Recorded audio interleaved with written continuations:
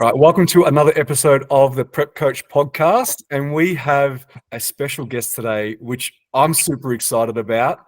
We've got Ben Wortley, who is an athlete, coach, father, and recently a husband. How is married life, mate? Mate, it's fantastic. Thanks a lot for having me on, gents, and really appreciate being on here. And I'm looking forward to talking all things life, but it's amazing. I don't have a ring to show, not because things have finished up already, but they actually incorrectly sized me. So that's getting switched up. But other than that, things feel good. We were very much, married before we actually officially tied the knot. So, we got the house, we got the dogs, we got the young fella. So for us, I think it was just the formality of celebrating love with all our family and friends. And that was our number one goal of the reception and the ceremony was we wanted everyone to have a good time. And we can conclusively say that a very good time was had. Awesome, man. Awesome. Was the ring too small, so you made some gains, or was it too big? I would love to say too small, but no, it was too big. It was too big. So it's because they looked at you, they saw how big you are, and they just assumed that the finger would match the chest and back. So it's still a positive, bro. Unfortunately not. If you've seen my ankle circumference and like my wrist circumference, they should have gone by that. So yeah, long story short, ring was slightly big, and it's getting replaced. So it's all good, but that was the only hiccup of the day. And I managed to get it on, keep it on for the photos. And it's, I think, partly because I did do a little bit of a wedge shred. I sort of dropped 7 kilos in the lead up. I really wanted to feel like I've got a sort of a weird mindset with this stuff, but I wanted to like earn the wedding, where I wanted to be super strict in the lead up, like with my eating, my training and everything, and then really be able to enjoy the time up there. And my brain will probably go off on a tangent on this today, but my life has sort of been like that. And that's sort of what led me into competing. I love going through phases of like extreme discipline and really like earning something. Same as, anything in life. When if you were just given a Ferrari, it wouldn't mean much, right? But if you had to work a decade or two to get there, that moment when you turn the keys and you sit in that leather seat, it's like you've really earned it. So yeah, I did a bit of a wedge shred that may have contributed to the small ring, but it did help the suit fitting a little bit. Because otherwise, like being a sort of shorter guy and a little bit more built than the average shorter guy, you don't want a suit looking like the basketball players from the 90s, right? Where the Frankenstein shoulders are out the side. So, yeah, the wedge shred was successful, but no ring, unfortunately. Awesome, man. Well, I actually want to get into your competitive career within bodybuilding. This is a little bit of a fanboy moment, actually, to be honest. I want to tell you that on air so I could see you blush. But, coming into bodybuilding when I was competing and even just looking at bodybuilding, you were one of the guys that I really looked up to. Also, some of that Gen Tech crew that you were a part of, like Nathan Wallace was also another one too. And Justin, some of those other guys. Do you want to tell us where it all started, and maybe even tell us a little bit about that crew too? Because I think most of you guys are from Adelaide, right? And maybe some of you guys are mostly still there. Well, I appreciate it, man. Thank you for I didn't realize it was a fanboy moment, but obviously you weren't looking up to me in height until you met me in person and realized I was a little bit short. But where it all sort of stemmed from, to sort of give you the brief background, grew up my whole life loving sports, little athletics, trying anything I could, anything physical I loved. I was big into athletics, long distance running. End of high school, I quickly worked out that girls weren't really interested in a long distance running physique.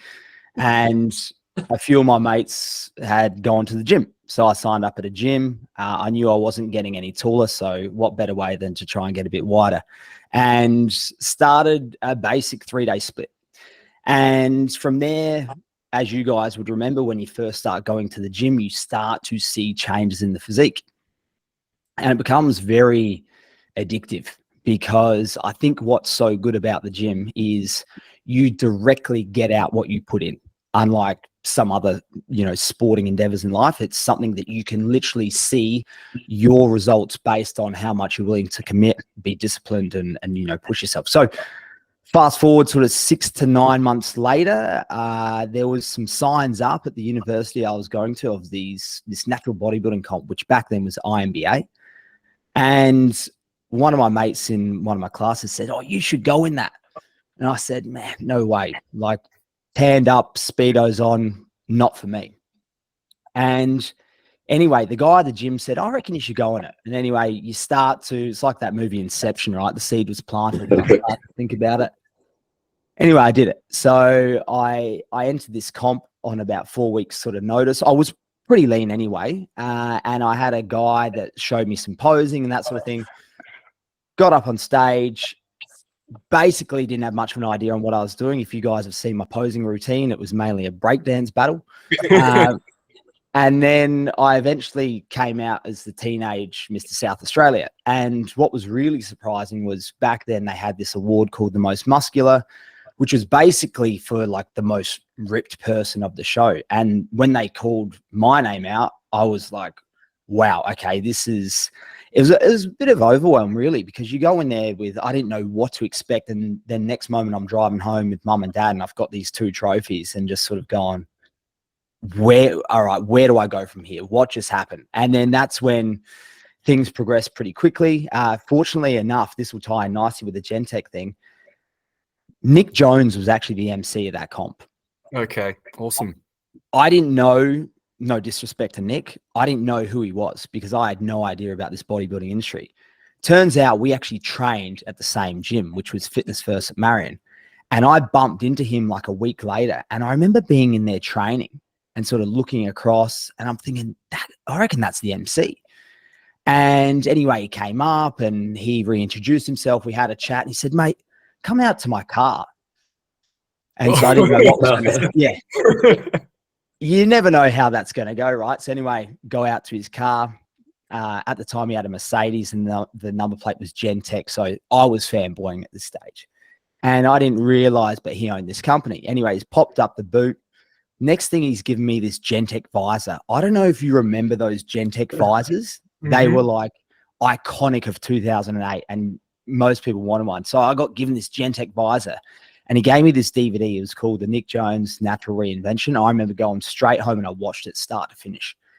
And after that moment, I can honestly say it was pivotal in really changing my mindset. I was like, wow, this guy's my idol. And I hadn't really had idols before, not to be arrogant or anything like that, but you know, you see awesome people like Michael Jordan and stuff. But I think when you can connect with someone that's actually somewhat close to home, and it seemed more in reach, I definitely became an idol very quickly. We kept in touch, and then he saw me sort of progressing, and about 6 months later asked me to go to have a chat with him, and he offered me a sponsorship, and that was in 2008. And that has been my first and only protein, well, supplement sponsor, and we're still on board today. And Nick actually just emceed my wedding, so it's come. Oh wow! It was a very special moment. It's come full circle, and Nick and I's relationship is, he's been like a dad to me, like a bodybuilding dad, and I can wholeheartedly say that those interactions between him and I have completely changed the course of my life and the direction I was heading for the better. So that was when I got on. Gentech was in 2008, went on the next year to win the IMBA Teenage Nationals, and then it sort of just progressed year to year. Met the boys from Adelaide, Joel Raminsis. Nathan Wallace is actually originally from Adelaide, but he was up in Gold Coast. We were actually rivals back in the day, and now we still joke around about it. I'd like to do a showdown one day. We'd like to go against each other again. And Justin Figuera, he was living in Melbourne at the time, but he actually has family back here in Adelaide as well. So the Gentech crew are awesome. Another good mate of mine, unfortunately, he's not here with us anymore, Adam Barboza. He was an Adelaide guy. He was Gentech as well. And we just had a really great group of guys. And I think what was so special about it was Nick had a very good knack for picking guys with similar personalities. And I guess that was to attribute to why we connected so well, and we were a really good bunch, and we're all still really good mates, and those guys were at my wedding. So I feel completely privileged to be a part of that team and just the impact that Nick and that team has had on my life. Well, Crazy. Nick also had a very good knack for picking guys with great fucking physiques. actually, so Nathan is competing this season, but we're gonna have to. Maybe you can keep the wedge shreds on and just keep going and go to the show. But man, I'd be paying big money to watch you guys up against each other for sure. Yeah. It'd be absolutely awesome. And I would want the most perfect push phase beforehand, off-season phase, which, if I had to go live in a mountain in the hills and, get 10 hours of sleep a night and Rocky Balboa have a style. massage every day and someone spoon feed me my meals, I think, Nathan is an incredible competitor. And back in the day, to sort of rewind where the rivalry started, was I had this awesome run where 2007 was the first show. 2008, like I did multiple national shows. One was with the WMBF, one was INBA and the state shows as well. And I had won at that stage everything I'd gone into. And then the following year, I was actually still able to do teenage, but I guess I had this unwavering sense of confidence where I was like, no, I'm going to do junior. And that's when Nath, the big boy, he was a junior. And we went against each other at nationals, and it was a classic battle of like size versus condition. And he got first at nationals, I got second, and then they had the INBA Olympia in Gold Coast like 2 or 3 weeks later. And I just remember every single rep in the gym I did, I was just thinking of this guy. Like, he was living in my head rent free. But also that can be a good fuel to your fire, right? Because at that stage, your legs are heavy, cardio's a strain and everything. But he basically helped fuel me through the rest of my prep. Anyway, went against each other again. And again, he got first, I got second. So I still think about every night when I go to bed, Nathan, we will have to have this, we'll have to have this showdown one day. Maybe we could make a dad division, perhaps. Man, you guys don't need that, bro. I'd love to see it. I reckon we can make it happen in a couple of years' time for sure. If we can link you guys back up again. 2 years' time, I'm happy with that time frame. Yeah. Start doing some push-ups now. I'm going to talk to him because he's doing the NBA Nationals. I'm going to go up to him and say, "Hey, mate, I spoke to Benny." Yeah. 2 years. 2 years. He'll I've got to probably start get paying sent off this this wedding, so podcast. maybe we can get Kit back in some ticket sales. I don't know. I reckon. Actually, we've also got Justin judging at our SA show. Yep. Awesome. Yeah. So it's Great cool. guy. Super good guy. Obviously, one of the best physiques Australia's produced as well. And just his personality and his character. He's an absolute legend. I got so much time for that guy. And it's funny, a lot of these guys that have done extremely well, also extremely humble. And I think people like that are an absolute, role model for others in the sport for sure. And I'm not saying social media is a bad thing, but you notice a lot of these guys that are a little bit older and that have arguably some of the best physiques.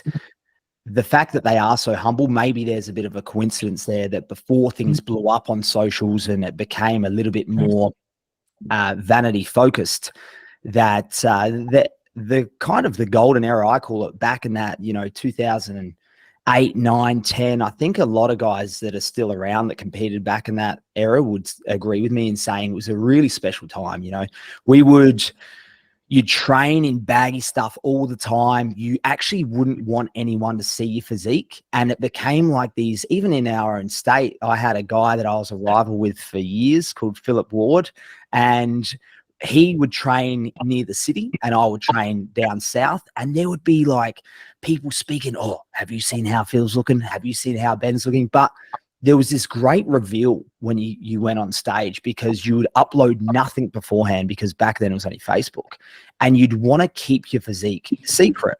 Whereas now, and I totally get it, this is not a dig at anyone, but you see people documenting the whole journey.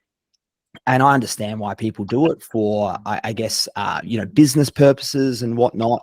And I guess to create a bit of like a snapshot of their journey on their socials. But then when they get on stage, it's not as much of a surprise. There's not as much, of course, when you get two people that have not stood side by side next to each other, it can be very different on stage. But I felt like there was a bit more of a thrill back in the day, because you would know certain people were competing, but you'd have no idea how they were looking. Yeah, I think there's also back then, because I did my first show in 2010, 2011. So I was kind of in that era too. I think now if you said to people, you can compete, but you're not allowed to post any photos. I wonder who would still compete, because some people are doing it for that. That is sometimes their why. Whereas back then, we did it for the love of the sport and probably never took photos of ourselves, never showed anyone what we looked like. And we were just working really, really hard. And then we popped up at a show and we competed, and then we went back home again. And that was kind of, that's what the sport was about for us. The sport has changed, it's evolved, which is great, which is amazing. But when you talk about like people's why, I think people's why now is a little bit different to what it was back then. And Also, just running off on a tangent from that, like I said, there'll probably be a few today. I think the flip side to that as well, which is worth addressing, is there's actually a big negative that comes from that as well. Because nowadays when people compete and they get in incredible shape and they get so much praise from people when they upload their photos online, family, friends, etc., that a lot of these individuals feel like that's their new identity, right? And that then after a comp, when naturally the physique has to regress, we have to add body fat, like, to become healthy again. And a lot of these individuals tie their self-worth with that image they created on the stage. And then it can create some massive snowballs after the comp where they feel like they've got to keep dieting, or if they have a bad meal, they'll then, you know, do excessive cardio for a couple of days to try and get back to where they were. And there's a lot of fear of judgment because they have documented that journey and posted a lot on stage. People can often feel embarrassed when they've added 5 kilos post-comp. And I think there's a real downside to that as well, which probably isn't discussed too much. But back in, like, when we were talking about that era of sort of 2010 and, you know, around that sort of those last few years there, because we weren't posting stuff online, you could go into like full bulk mode and no one would really know except like your gym buddies, and you're not getting a hard time as much and you don't feel the pressure to like sustain this certain image. And I think it's probably even harder for women than men, because us blokes, you know what we can do? We can just say, oh yeah, I'm bulking now. And it's like, it's socially accepted. Whereas for a female to say, I've just finished a comp and I'm bulking now, it's still, it probably is a little bit, it's harder for them to say that and to, I guess, associate that weight gain with, you know, being in a muscle gaining bulk phase. So yeah, you guys see, and we'd all see this as coaches, and you know, one of the things I certainly see, again, 100% more so with my female clients, is that they feel the need to explain why they've put on a certain amount of weight has come to their friends or to their social media followers. You know, hasn't been an ideal reverse, or I've put on a little bit more than I wanted it. Almost like they have to come out and explain the position that we're in. You know, 10 years ago, there's like wouldn't have happened for sure. Yeah, it's like a justification essentially. And I totally get it, because there is a lot of pressure nowadays, and just in life as a whole, because of the classic keeping up with the Joneses, which we now experience with socials. And, you know, we all know it's a highlight reel. It's not, we don't put up our bad days and that sort of thing, although we've sort of had a bit of a 180 where a lot of people started to put up their bad days and crying on camera and that sort of thing, which I always found really unique, how they managed to set the camera up prior to crying. Again, going off on a bit of a tangent here, but there's just a lot of pressure nowadays. There is a lot of pressure. And I think as well, when we are getting ready for a show, like it can be a good thing to tell family and friends that you're going to do it, because it can, I guess, create accountability. But I also encourage people that perhaps don't broadcast it too much, because with every post you do, you know, subconsciously you are actually adding more pressure to yourself. And at the end of the day, when we're trying to get up there, we've got enough stress going on and we need to try and keep those cortisol levels down. So I'm a big fan of trying to kind of remove a little bit from the socials in the lead up, because it's going to be advantageous with having just less weight on your shoulders. And then you can just focus on what you need to focus on. Yeah, also, and I was going to say, equally, from a physiological standpoint, most people don't realize that it's important, especially for females, like from an endocrinological perspective, they need to return to higher levels of body composition to restore menstrual function, sex hormone production, and similar with males. And that's the thing, I use the analogy that you want to get in and then get out, and it's not realistic to stay at that point. Like, yes, it's nice to have abs, but if you're thinking about food, your perceived energy availability is low, you still have disruption to your menstrual cycle, you're a female, it's like all you're doing is elongating that effect. And until you restore body composition levels to baseline, you just, yeah, you might live happy on Instagram, but then the rest of your life just sucks. So I think as a whole, and I think we're getting better as an industry in terms of spreading that awareness, but yeah, it's one of those things. I could agree more. And even, you know, as a male, we all know our sweet spot. Like at the moment, I feel like I'm in a really good sweet spot where I'm in decent nick. I find I get a lot better clarity when I'm in a slight deficit as well, just in terms of my work output and production, less brain fog, etc.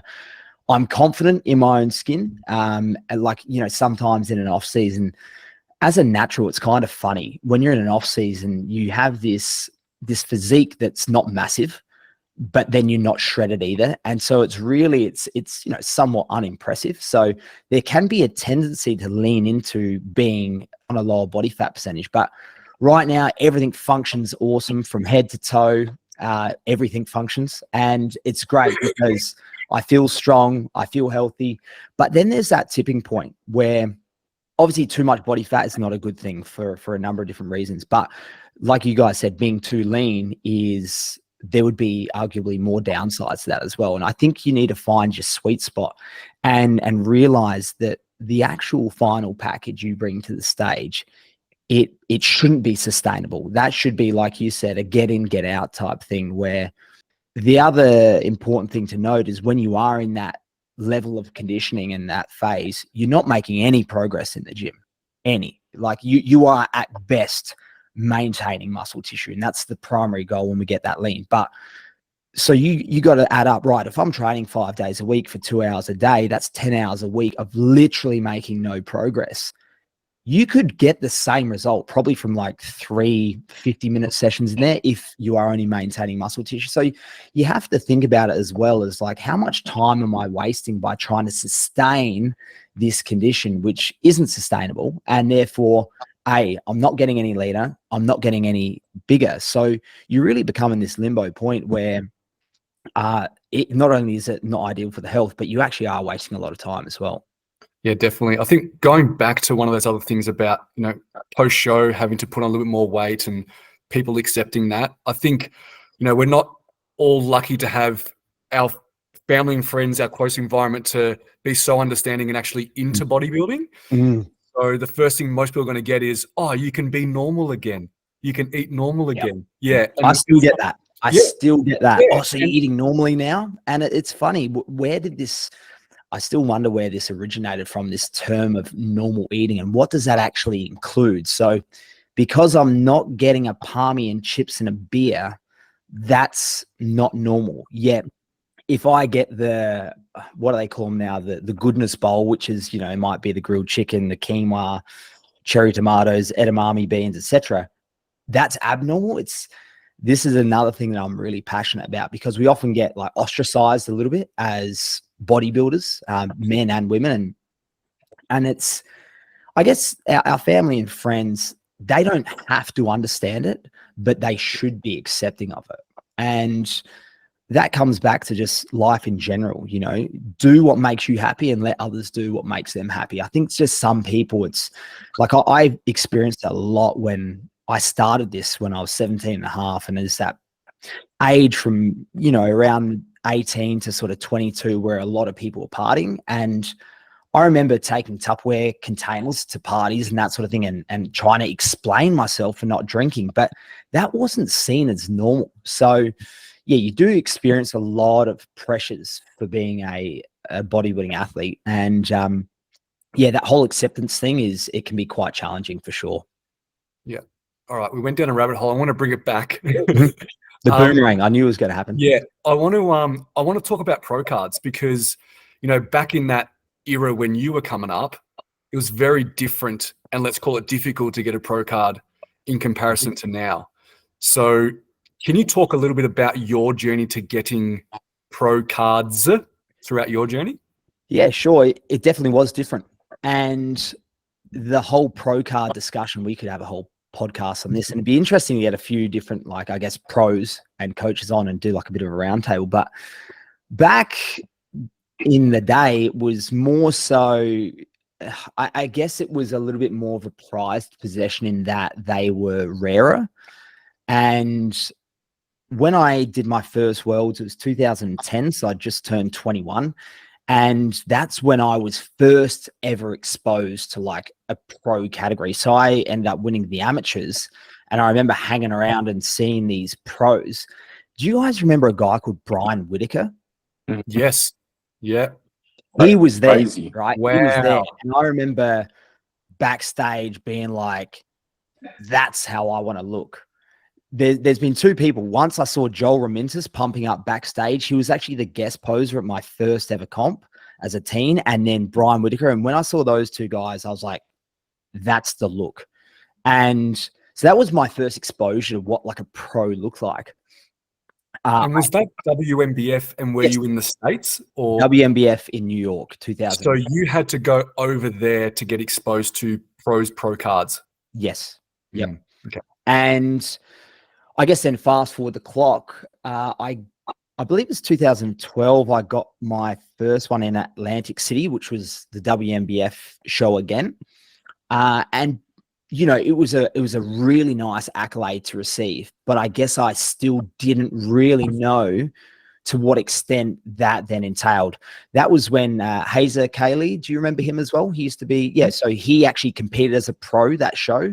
I can't remember if he was against Brian Whitaker, but there was another guy called, I think his name was Richard Godzecki from the UK. Yes. Yeah, Yep, this is I remember bringing that back too. some throwback names, right? It is, And it he is, was yeah. a big pro as well. So I remember that same night, like the pros were during the day, the amateurs were at night. And I remember receiving it and thinking like, wow, okay, this is the level difference of where I got to get to. And over the years, as we've seen, pro cards have become a little bit more common. And I think it's a driving force for a lot of individuals. They want to win this pro card, and not to by any means dishearten anyone. But I think a lot of people, they have an expectation of a lot changing when they win a pro card. And guys, let's be honest, being a natural bodybuilding pro is not like being a tennis pro or a golfing pro. Like when we talk about the prize money available to be in a natural pro competition, hey, it's certainly nice, right? And it's handy to receive, but is that going to change your life? Is that going to allow you to pursue this full time? No. And I think that's where now we've seen people branch off and become coaches and that sort of thing. But the actual, the pro card status itself, it's really nice to receive. Don't get me wrong, but I don't think that, it is comparable to being a pro of other athletic endeavors. So to get your WMBF, you had to go overseas. That's the only way you could have got it. Yes. Yep. Yes. And then the other ones, did you have to travel for the other ones too? So I ended up getting an INBA one as well. That was in Slovakia, believe it or not. That was 2014, I believe. And then ICN came in, I believe, not long after that, maybe a year or so afterwards. So between that Slovakia show and ICN, I had a shoulder reconstruction and a hernia repair, and I call it my 100,000K service. I had to get a bit of a tune up. And then because they were trying to get numbers up with ICN, at that stage, if you won the overall at the state show, you would get a pro card. Mm-hmm. Yeah. So that was, I think, don't quote me, I feel like that sort of happened around 2015-ish or 16-ish. Yeah. And yeah, I guess now that's what we have seen happen, where I think it was the COVID year. 2020, I believe, was a really weird year of competing, and the Nationals actually here in Adelaide. And I'm pretty sure the Nationals, that every category winner in the Opens got a pro card, which is that what they've gone back to now at Nationals? Every Open category gets a pro card. Is that correct? Yeah.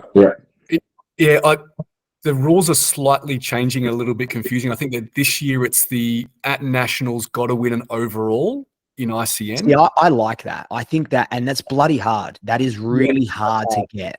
But because it used to be the Open winners, Open class winners get it, but I think they're changing it now. This is where it gets a little bit funnier, and I don't. Yeah, I was gonna say what's confusing is this, but the Season A Nationals is still the old rules because the states kind of do their different things sometimes. So, and I mean, arguably, Season B is normally perhaps tougher. Bigger and hard. Yeah. Yeah, this is where it gets a little bit tricky because, you know, other people this year are a little bit more hard done by. Other people that won it last year, did they get an advantage? And it sort of opened up a bit of a can of worms. And I will say one thing about a pro card, a really cool story. He's a client of mine, Scotty Nelson.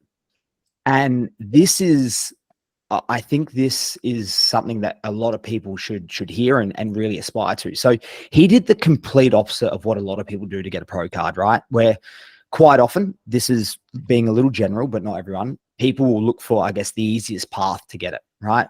Which is why sometimes you'll see people in even other federations, they'll compete overseas in smaller comps, etc. So Scotty actually won his pro card in I don't want to butcher this, 2022, I think, in Adelaide, right? Or 2021, sorry, 2021 in Adelaide, because he won the overall.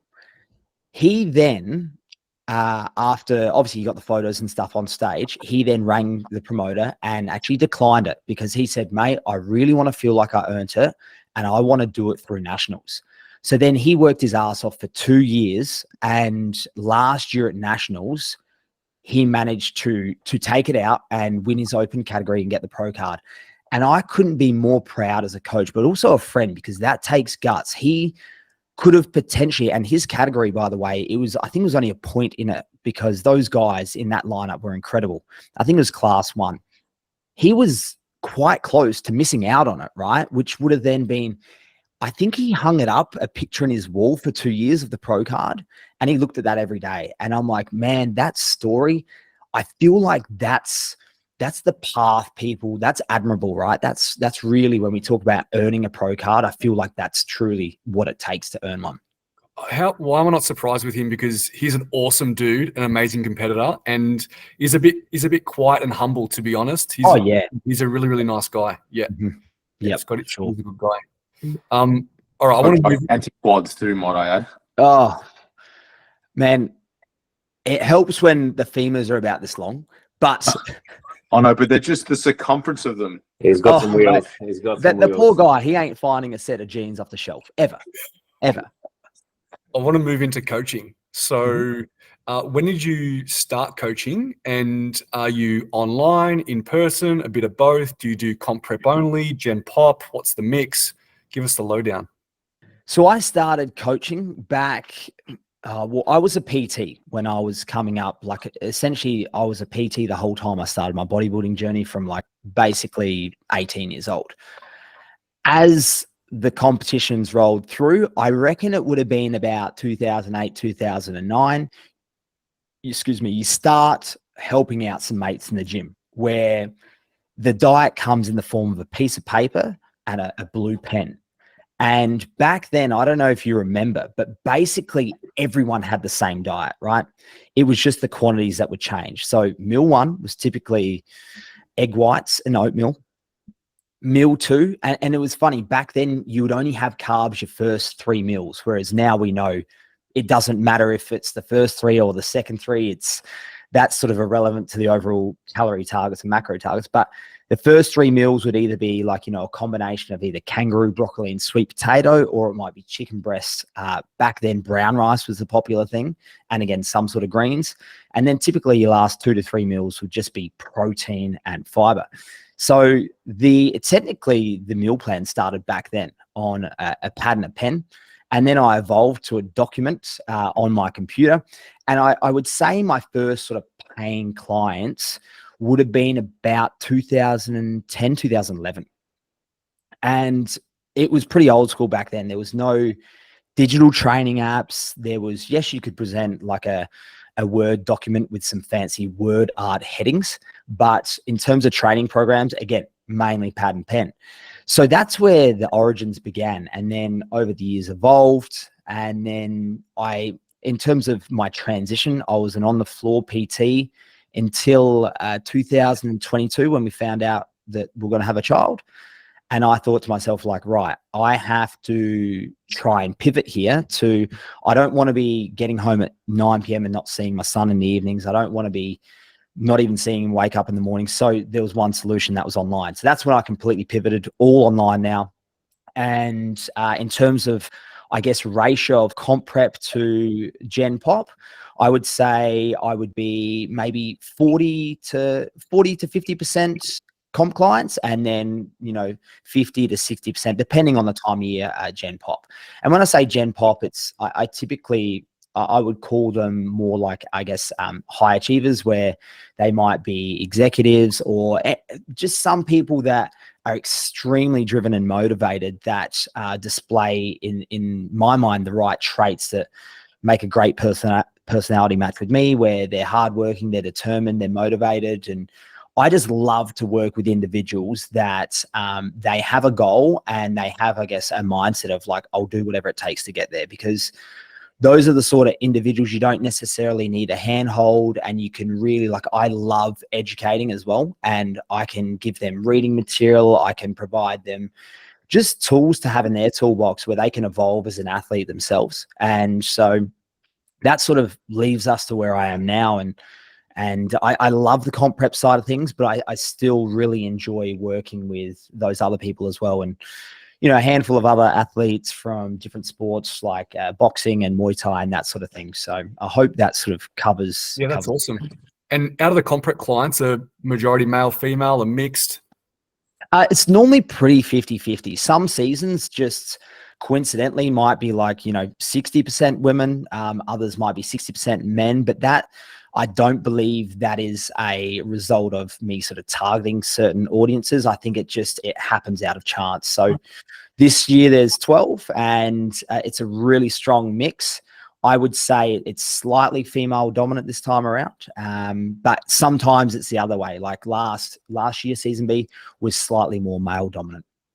Awesome. And obviously Adelaide has gone through some changes with, bodybuilding federations, those kind of things. Do you want to tell us a little bit about like the landscape and how things have evolved there, and maybe some of the differences that you might see between Adelaide and maybe other states, if you know? Yeah, sure. I think with Adelaide, we're probably a bit of a special bunch down here, where we, and you guys might sort of know this with the whole MBA process and that sort of thing, but we, maybe we're not as open to change. And there's a lot of loyalty to ICN here in Adelaide. Like, it is by far the biggest show we always have, and it is year upon year upon year. And so that sort of, with it, I guess it's a bit of human psychology that we want to do the things that other people are doing, right? So that normally attracts most of our natural athletes. The IFBB here is getting better, and they put on a really good show. But like, in comparison to numbers, I believe they just had like 40 competitors in their season B titles. And I would say our ICN might be around 120, 110 to 120. So it definitely has like the popularity and the stronghold of competing here in SA.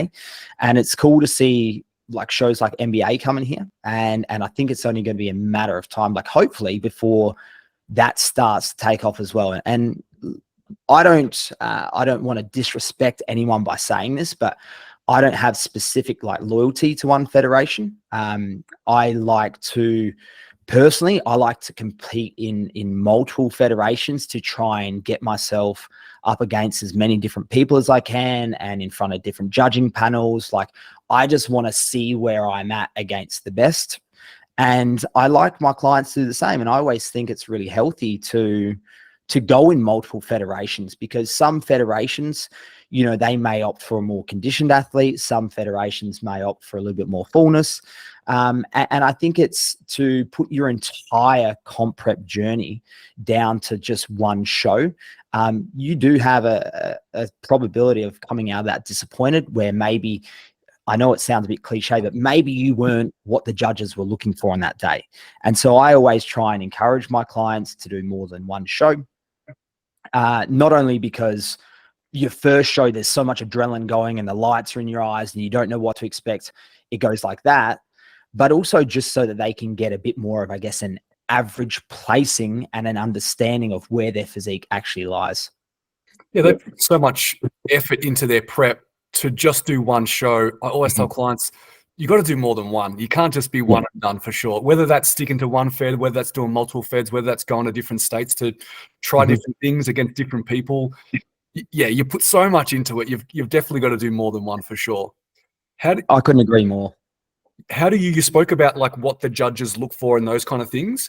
As coaches, we always find a little bit tricky to navigate the different judging in different states and then go into nationals. How do you think the Adelaide look is different or similar to maybe other states? Do you have clients that compete in other states and you kind of prep them a little bit differently or make them look a little bit differently? And then how do you put that together for nationals? I think firstly, men divisions are pretty simple, right? Where I'm sure we can all agree upon that, where yes, there's certain criteria between fitness, physique, etc. But typically we want to try and carry as much muscle mass for that division and get as lean as we can for that division, whilst of course having good symmetry. Pretty straightforward. I don't see too much like discrepancies in male placings amongst federations and even from state to national shows. I think the average is a lot closer, right? Women's categories, I feel it is a lot more challenging. I actually really do feel sorry for women because it's such a fine line where we want you to be this lean, but no leaner. We want you to have fullness in your glutes, but not in your shoulders and arms. There's so much to these categories. And this is where I think it's important for them to do multiple shows and multiple federations, because it can be really, really hard, not only as a coach to, fine tune the athlete given to what these 7 or 8 random judges want on that day, but also because, we wear our hearts on our sleeves and we want the best possible outcome for those individuals as well. And to know that we really can't control that, all we can do is show up and be the best we can possibly be on the day. Then we're kind of rolling the dices and leaving the rest of the judges. So in terms of female categories, I think now like what I've generally seen is, let's say, women's fitness. That has evolved a lot. And probably I would say the most evolution in the female classes that I've seen is, I rewind the clock like 6-7 years ago, what women's fitness looked like. And I've had like a number of overall winners at our state show here of women's fitness. And I was literally just looking at some photos the other day, like how far that category has come is amazing. Like these girls at nationals are getting peeled to the point where like they're getting glute striations. And years ago, that was rare for men, let alone women. And so that category has evolved so much where it's a harder look now. It's a leaner look. And the shape these girls are getting in is unbelievable. Like it is truly a testament to their hard work. So that's probably the biggest change I've seen in the category. And where I think it gets a little bit tricky is sometimes what I've noticed here at state show is, if you presented a girl that is going to do really well at nationals, they may actually appear too lean and too hard for that fitness category. And then it's sort of a bit of a fine line that you want to walk, because you obviously want to try and peak them for nationals, but you still want them to look great at the state show. So sometimes I almost think at a state level, if their condition is maybe too high. And again, if we go to the bikini category, it's almost like the difference between where a bikini competitor needs to be at nationals is slightly different to a state show, because at a state show, arguably they'd be a bit too lean, but then at nationals, they'd fit right in. So I think the female categories is where I've seen the most evolution, and where I think it is a little bit trickier with the sort of state to national look. Yeah, because it's difficult us as coaches, because the client comes to us and asking us, what do you think? Do you think I should do this? Do you think I should do that? And you can never guarantee anything, of course. No. Like a good coach never tells their client they're going to win, right? But at least you want to put them in a position where that's where they're suited and that's where they're going to be competitive in. And we're all having that conversation with clients now that are starting to do their state shows and deciding whether to do nationals, and trying to give them the best advice of, okay, we're not sure what it's going to be like at nationals. Maybe you might suit that look, or maybe you might have to do this, or maybe you might have to do that. So it is a bit of a tricky one for us to navigate, for sure. And even what I've noticed is, like at a state show here with the sports model category, for example, like at nationals, it's a completely separate category where there was so much crossover between sports and fitness. And it was sort of like, okay, it's a fitness girl, but in sports gear. But now I feel ICN is pushing at a national level to distinguish that category. And really, based on what they're saying with criteria, it is a different look. So then it's sort of a little bit tricky where we'll have a girl here at State Show that, and it's happened quite a few times where they will literally be in the overall for both the fitness and the sports.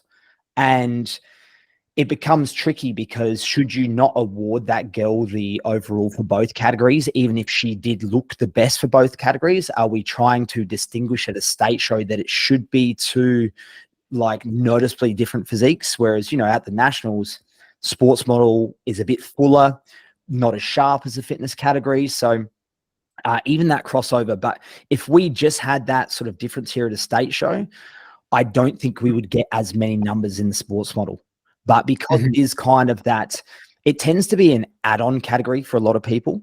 Whereas I've got a girl this year who she's going to do amazing. She is literally just doing sports model. Whereas I think for 90% of people, they would do sports model as their subsequent category to, you know, maybe wellness or maybe fitness. So yeah, it is tough for the females. It really is. What's the crossover rules in SA for sports? Because I know in Vic, it's fitness can do sports, bikini can do sports. I think in New South Wales, I think it's fitness and figure can do sports. Yes. It's complete. So then, you know, you go to nationals, you're like, well, okay, what's a mixed bag? Like, who's doing what? So what's the rules there in SA? I believe we are fitness, bikini, and I assume wellness can do it as well. But as far as I know, I'm pretty sure you can't be figure and doing it. But I have heard that from the East Coast states. And I think really this is maybe where we just need to come out and set a, you know, a hard and fast rule where, okay, to do sports, you can be from these categories. Whereas this is where it creates confusion amongst the athletes and even us coaches, because if you look at the two outliers there, figure and bikini, like they shouldn't be on stage together. It's how can you judge those two categories at once, because it's a completely different look, yet to allow them both to be up there at once it becomes quite, I guess a little bit polarizing in what the physique should look like. What we've found with NBA, and this is kind of like an inside scoop for you, is we are finding that people aren't crossing over as much. They're sticking to what they think they're suited to, because our criteria is very, very specific and it's consistent nationwide. And we're finding that within our regos that they're maxing out their category of what they want to do. And they might just do one other one to see whether they're in there. Whereas we see for ICN athletes is they'll max out each one and be like, I'll just chuck my head in the ring for everything and see how I go. Yep. But I think we're finding, and I think it's just based on, as I said, same head judge nationwide, consistent criteria, and we're really specific in what we want. People are going, okay, I'm sports. Okay, I'm fitness. Okay, I'm this. Okay, I'm that. So that's when it gets tricky to, when you do have different states that have different rules, to see where you're going to put people, and just to try to, and then also give them the confidence that if they do well in sports, for instance, we're just picking on sports. I don't know why we are, but we're picking on them. If we send them to nationals, they're also going to be as competitive as what they were in their state show. Yeah. And there was, even there's a girl, she comes to mind. She was, Scotty, I think she was your client from Mildura. Oh, Everin. Yes. Phenomenal physique. And I know she was sort of like that fitness sports look. Like she had a really unique physique where she could probably almost slide into each one quite well, whereas some girls tend to be heavily one side or the other. But yeah, I think where it's tricky with, like we keep saying the word sports, is maybe it's just the category. It needs to have maybe a little bit more of a specific guideline on what it actually is. And I know they're trying to get that way, and I'm not sure what the NBA's criteria is for it. And I'd actually like to know more about the NBA, because I've seen you guys on the East Coast. The shows look amazing. I love the lighting. Like I'm a big fan of all the little things, like the lighting. You have Charles do the photography. I'm not sure if you guys have like a DJ, but I always think to myself, like if I was going to create a show, and this could maybe lead us down another tangent, but if I was going to create a show, how would I create it? And some things that pop to my mind is like, I've done a show in the States before called DFAC. I don't know if you guys have heard of that. And that actually has similar lighting to you guys, like this sort of purple undertone. And it's really creates this like cinematic look that doesn't detract from the physique. Like the physiques look great still, but in all the photos turn out incredible. I would love to create like a really good atmosphere with the music. Like it doesn't have to be a nightclub DJ, but you want to make it engaging for not only the athletes that they go, wow, that's an amazing time, and that they feel energetic up on stage and enjoy their time. But also I think it's really important to consider the crowd as well, because at the end of the day, when the comps were first on back here, when it was IMBA, it was a split show format. So they had a morning show and an evening show. And the evening show was like, it was this presentation where the whole audience was dark. There was like a band would come on. They'd have maybe another special act. And it would bring people into the sport that it would be like a Saturday night activity, where instead of going to the movies, I'd be like, oh, there's that bodybuilding show on. We might go check that out. And it created this entire experience for both the athlete and the audience that now I understand things change with time, but it's different now. You know, you see, especially at a state show, once that individual's done their class, they're out of there and they've taken their family and friends with them. But then unfortunately, some of these overall categories, which, you know, be it men's open bodybuilding or normally our fitness is towards the end, these are some of the biggest classes of the day. And you might look out into the audience, there might be 15 people there. And so like the cheers, they've gone down because sheer volume is smaller and you can see people are tired. And I know it's very hard to create this perfect environment, but I know I've sort of gone full circle here about sort of talking about the NBA, but I think like as a whole, it's just one of those things that sports evolve, and we can only do what we can do to try and provide the best experience for the athlete. But I also think creating it for like the crowd, that'll encourage more numbers. And if we get more bums on seats, that then means more income for the show, that they can put on better things for the show. And yeah, it's I don't know how you guys do it. I have respect to anyone that puts on a show, because like I've just done my own show, which was the wedding, and logistically just organizing things are a nightmare. So good on you guys. Well, it sounds like you've been to our show, because that's exactly what we do. Everything that you said, to be honest. And we see it as the same thing. We want the crowd to go there and watch a show, not just come with their mate and then leave. Yeah, and I really like that. All those things that you said is exactly what we do. And I think that's one of the reasons why, because we're all athletes and we're all coaches, we know exactly what we want in a show. Just exactly what you just said, because you're an athlete, you're a coach, and you know what everyone wants. So no surprise that all the things you mentioned are things that we have implemented into our show, because that's what we know we would want at a show. Mm-hmm. Yeah. And what's the plans for you guys? Like, because I actually don't know too much about the NBA itself. Obviously, I know Stu from back in the day, and we go way back, and I've kept in touch with him over the years. And I'd actually like to know more from you guys, because I pretty much bump into you fellas once a year, and it's always good to, or maybe twice a year, depending on, you know, if we do both seasons. But it's always great to run into you guys. And this is what I love about the sport, is it can connect you with other people that have similar, not only interests, but, you know, just personality wise, you're all great guys. So let's maybe chat a little bit about the NBA and what you guys have in store for it. I'll let MG talk, because I talk enough, but I don't want to make this an NBA podcast either, because I want this to be about you. So just want to be mindful of that also. But I'll let MG talk a little bit about it if he wants. Yeah, man. So it's definitely been great to catch up with you on the odd occasion when we run into each other and have a little bit of a gas bag about what's to come. But I think for us three, you know, being, as MT said, current coaches who actually have, you know, quite a lot of clients currently competing, you know, we got together with Stu and we're like, all right, what things do we really think that we can implement that are going to make it more of a production and allow more people to want to come, feel involved, and have a much better show day experience. And that's basically what the basis of all of our decisions are on.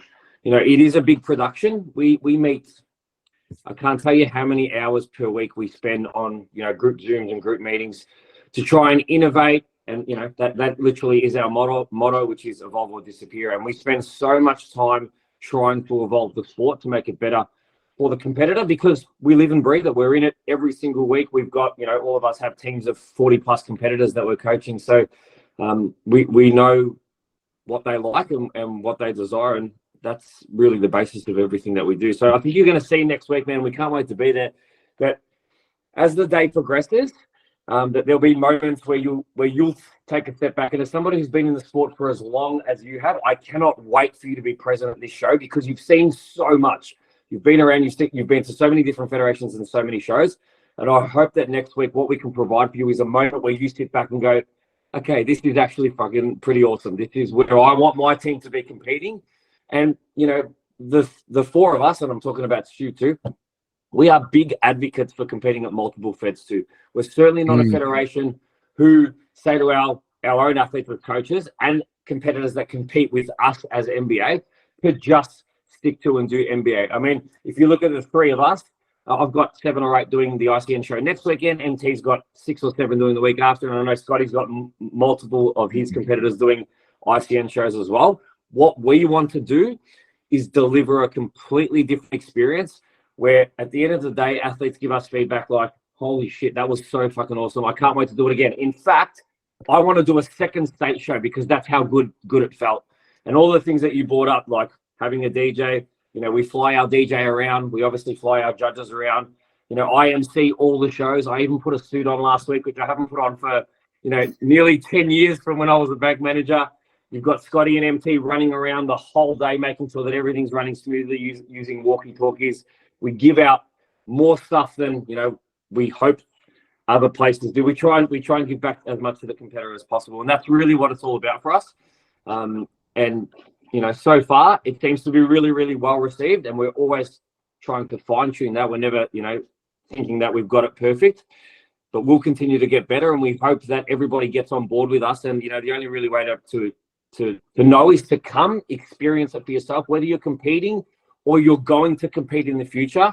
Please come down and check out one of our shows, because we promise you'll leave feeling like you've had a pretty special experience that day.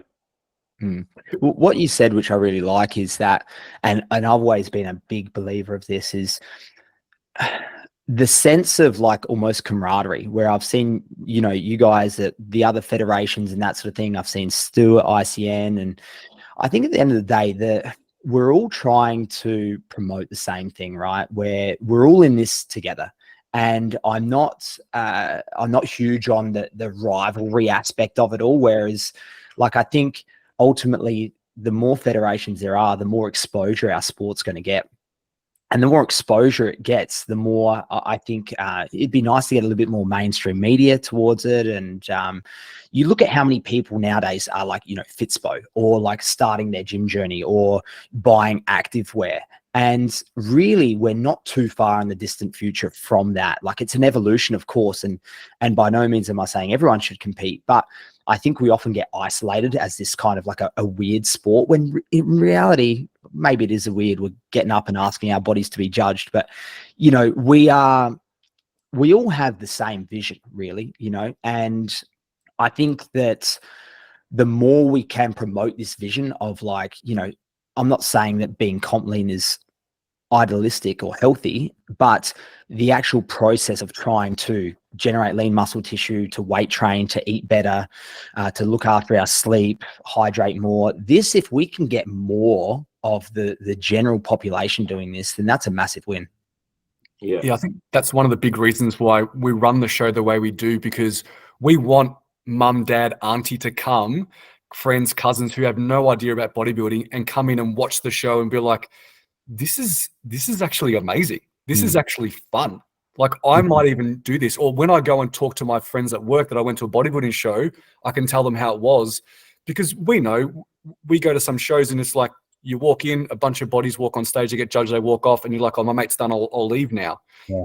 We don't want that. We want you to sit there and stay there the whole time and watch the whole thing, and actually come and watch a show, not just watch a competition, if that makes sense.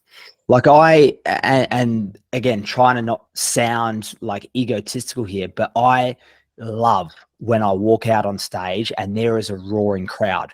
Like, I know at the end of the day, as long as the judges are in the building, that's the main thing. But I tell you what, you cannot beat it when you've got family or friends there cheering out your name. And even if they don't even know you, when I've gone and done some of these comps overseas, the DFAC one, and I did WMBF that same year, I flew out there by myself. I had no one with me. I literally rocked up with my trunks and a tub of Dream Tan, and I've walked in and they said Dream Tan's banned. And I was like, guys, I'm here by myself. I'm on stage in an hour. DFAC, those people, they really like took me under their wing. Their promoters ended up tanning me up in this banned product just so I could get on stage. And the crowd was wild and they didn't even know who I was. Like, it was, I think, yeah, the more bums we can get on seats and create that, like, and get more of the other people spectating to hang around for some other divisions, like, it makes it awesome for the athletes because you've just worked your ass off for 20 plus weeks. If you walk out on stage and, you know, you hear Arnie Susan up the back right corner go like, "Oh, Tim," like, you want to try and have a sense of appreciation from, like, right, I really want to be up here right now. The crowd wants to see me up here. And yeah, I think if we can try and get more bums on seats, ultimately it's going to give more athletes that chance to experience that adrenaline rush when, you know, the crowd goes wild, so to speak. Yeah, definitely, man. I think we're definitely all on the same page. I want to bring it back a little bit. I want to talk about judging. Would you ever be a judge? I actually used to do some judging for Kim, who's run our INBA and ICN. And I was doing it until we brought in a rule where it was basically if you had a client on stage, you'd have to sit off the judging panel. And that turned into me having to sit off the judging panel for the majority of the day. And the other downside being is that ultimately it's more important for us, the coach, to be there with our client than to judge the other clients, in my opinion. So that's what led me, I guess, away from it, was just the fact that I couldn't do two things at once. And I do like judging. I give credit to the judges, for example, like at nationals that do these mega days. I think decision-making fatigue is a real thing. And I think that if we could live in a perfect world, there would be two panels perhaps that do like a switch every maybe 2 to 3 hours to try and promote that, I guess, creating and making the best decisions possible. But again, we can only do what we can do, right? Mm-hmm. So in terms of the judging, yeah, I've done it and I would do it again if it worked out where I didn't have competitors in that show. Yeah, Trimboli's just setting you up to ask you to fly out to a state where you've got no competitors to judge our next show. But you just, if you fly me out to a state show to do that, I will do that wholeheartedly. I'll even wear a suit. He was setting you up for it, and you passed with flying colours, bro. So well done. That's good to know. That's good to know, bro. Because we actually we need to add our roster. So I'll speak to you after this. I've got a pretty low rate as well, so we can discuss that. No, just kidding. That's really good to know. I want to talk about when you're jumping on stage next. The goal was next year, 2025. So I have had like a series of, my Achilles heel, no pun intended, has been injuries. So last year I had a hernia repair. I had it redone through my belly button. The year before I had my third shoulder surgery. So that's been my downfall in my career is injuries. And I got into Brazilian Jiu-Jitsu, which I absolutely love. And it's probably one of the worst sports for injuries. So the two, and funnily enough, Nathan Wallace does BJJ as well. So maybe he and I could do a back-to-back weekend. Yeah, maybe pose down and then beat down. And then the mats come out and it's a wrestle to the death. Yeah, that's it. Hopefully I can win one of them. So I had gone down that path, and what I found really difficult was if I was doing that 2 to 3 days a week, like I've got a faster metabolism. So for me to put on weight is quite challenging. As much as I loved doing it, it sort of worked against my end goal of getting back on stage. So I'm going to probably have to make a sacrifice and put that to the side if I do want to compete next year. So I would love to do season B next year. That was the goal. We would also love to have another child. So that is potentially, maybe not a determining factor, is if Georgia does fall pregnant, but I would say with 75% confidence, season B next year. All right, we've got to get Nathan to back it up for another. That'll be good because it's harder to back up 2 years in a row. So yes, present the idea to him, put the bait in front of him. Is there anyone else that you competed up against that is still actively competing? There's another guy that beat me in Australian titles, Trevor Hooney, who he's probably like 50 now. I would assume. Do you remember Trevor Hooney? I know the name. I don't. He was like, he used to dominate the INBA nationals. He was New Zealander, super big, super thick. We went together against each other 2012 at nationals. He got first, I got second. So it sounds like I'm a really spiteful person and I just got these hit lists of people that beat me. It's not that at all, but I would love to see where I stack up against him now. In terms of people that I have gone against that are still competing, I've never gone against Joel Ramintis.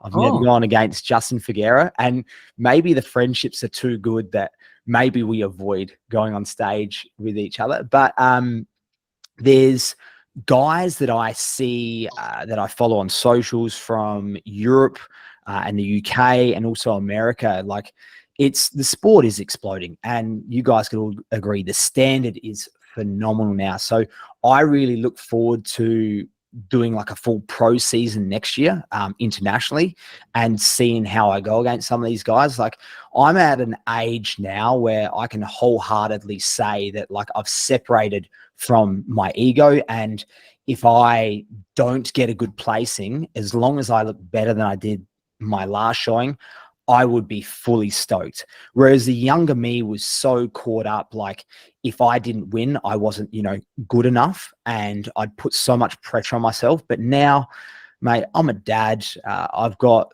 a lot of just things to be grateful in my life, like a lot of blessings, and I choose to compete. And it's something that, like, you live by the sword, you die by the sword. And if you don't get a placing that you don't think you deserve, you know what? You pick yourself up, you go back to the drawing board, you improve, and you go again. And I think this would be my biggest piece of advice for anyone out there. And Richard Physique Code on Instagram, he puts up a lot of good quotes. And he and I have only bumped into each other twice, but he puts up such good quotes about essentially, summarizing what I just said there, where people need to just give it their best shot. And at the end of the day, if you can beat the previous version of yourself or just show up as the best version of you, that's winning. And because we can't directly control the judges' decisions or the outcomes, and it's a subjective sport. So, arguably the person that may have beat you, are they actually better than you? We can't definitively say. But if you tried your best, if you didn't slip up on your diet, if you didn't miss your steps, then you can sort of, I guess, rest your head on the pillow knowing, well, I couldn't have changed a thing. And so next time I compete, mate, it doesn't matter where I place. And I can wholeheartedly say that. I've just got to look in my head that I know I'm capable of achieving and that I want to achieve, and I'll keep going until I can get that look where it's just bringing up the weaker points. And if I can do that, man, I'm stoked. And to obviously stay injury free, then I am chuffed. So yeah, you want to do as well as you can, but I'm at an age now where it's not about not caring, but you don't hold your, I guess, your success of the prep and the journey on your placing. You, as much as it's cliche, it's like the actual journey itself is what you need to, I think, really appreciate and be proud of, rather than if you just think about the pot of gold at the end of the rainbow, you set yourself up for disappointment. Yeah, and you'll find that after the show, either way, whatever you place, you'll still be fulfilled. Yeah, 100%, man. And that's where, like, I don't plan on slowing down anytime soon. And I'm lucky that even though I'm 35, I look 21. So it's one of those, maybe that's a bit ambitious, but you see a lot of naturals, they peak probably late 30s, like, early 40s. So I don't feel like time's against me either. But you see some of these young bucks coming through and it's like, my goodness, I got my work cut out for me now. But it's something that I'll keep doing for many, many years. And I'd love to do it when banks can actually understand what I'm doing. So, you know, he's 2 next month. So whether that's, you know, 5, 6, but yeah, I don't want to slow down anytime soon, and weight training will always be a part of my life. And I love this style of eating. It makes me feel good. You know, it's a blessing and a curse. I've got quite a sensitive stomach, so I have to like eat well and, you know, holistically, and that makes me feel just really good on a day-to-day basis, not just for your aesthetic goals, but in terms of longevity and what we're actually trying to do in life. Actually, you mentioned Rich Physique Code. We've actually got him on the potty next week. So, but you beat him. You're first, mate. You're right. Oh, awesome. Nah, he's a legend. Like I said, I've literally spoken to him face to face twice, but we DM all the time on Instagram, and the guy, he spits a lot of truths. And I think people like that, we need to put more in the limelight than, you know, maybe people that just possess the image, but maybe aren't sending the right message out to followers. I think people like him, man, honestly, I'm slack on social, and it's something that I want to do more of. But when you're a dad, when you got a lot going on, and when you're in the bunkers with your clients, like, they're my priorities. But a lot of what he writes are the thoughts that I have. And so it's really nice to see that other people out there, you know, having these similar thoughts. So it's good. We need more people like that in the industry for sure. What's one of the biggest reasons that we had you on to? Not only because we also wanted to have a chat with you because we miss you, but, you know, we can record it, have these conversations, put it out there so that people can see what you're all about too. And we're going to wrap it up, mate. But I really appreciate it. Thank you. We appreciate. Yeah, thank you so much for being on, and we'll definitely be catching up with you soon. No, I really appreciate it, guys. And hopefully we answered some of the questions you had in store. I know there was going to be tangents that we go on. That's just what happens when you have a coffee and the way my brain works. So it's been awesome to chat with you guys. And Scotty, that one sentence that you said, man, was pivotal in this conversation. So I was hoping you'd come on and drop a few more of the vocabulary bombs that I've seen in some of the previous episodes. Mate, I was just sitting back and enjoying having royalty. It's nice to sit back and to just listen to you. And equally, some of that stuff in your earlier days, like I said, I was equally just listening like everyone else, inquisitive to it. You know, similar to like what MT said. You know, when I first got into bodybuilding, you, Nate, they're guys that I follow, but equally just not just from the aesthetics, like more like I've always loved and I've modeled my bodybuilding around like how Nathan trains, like still lifting heavy, training heavy, not necessarily having to be in the limelight of socials. And I can probably relate a bit more because I'm a little bit more like you guys, a bit more reserved and perhaps, you know, not as active on socials in that front. So no, it was good, man. I was actually going to ask you, where is home court for you to train in SA? Because we're going to be there next week, and I'd love to get a session in on the Friday night. And I thought you got the keys to Adelaide, so surely you know where's the good place to go. Well, I actually changed gyms probably, let's call it 4 months ago. And we've got the Riderwear franchise out here in Adelaide, which is doing really well. And there's one that's a little bit further from my house. It's 20 minutes away. It's Riderwear Hackham, but I absolutely love training at this gym. I'll take you guys there next week. It is like, you can rock up there at 5:30 and train comfortably. It is quiet. They've just put in like 17 new pieces of kit there. People are friendly. It's always clean. Like, it is always clean. And me just being older now, like, these are the little details I look for in a gym. You know, you see people wipe down equipment and that sort of thing, but I love training there. And it's honestly, it's re-sparked me as like a bodybuilder, because sometimes like change is as good as a holiday. I do have a Revo membership, and I think my Dera membership is still running, but honestly, even though I've got gyms 5 minutes from my house, I drive the 15 to 20 minutes every day to go there because it rocks. It's really good. So if you guys, what was it called again, bro? What's that, sorry? Riderwear. What was it called? Riderwear. Riderwear Hackham. We'll all go there next Friday. And if you guys need food while you're down here, I know the spots as well. Awesome. Yeah, 100%. Speaking of food, I got one last thing, and I know hopefully Nathan listens to this. Nathan may remember that after he beat me at the Natural Olympia, we actually took him out for dinner.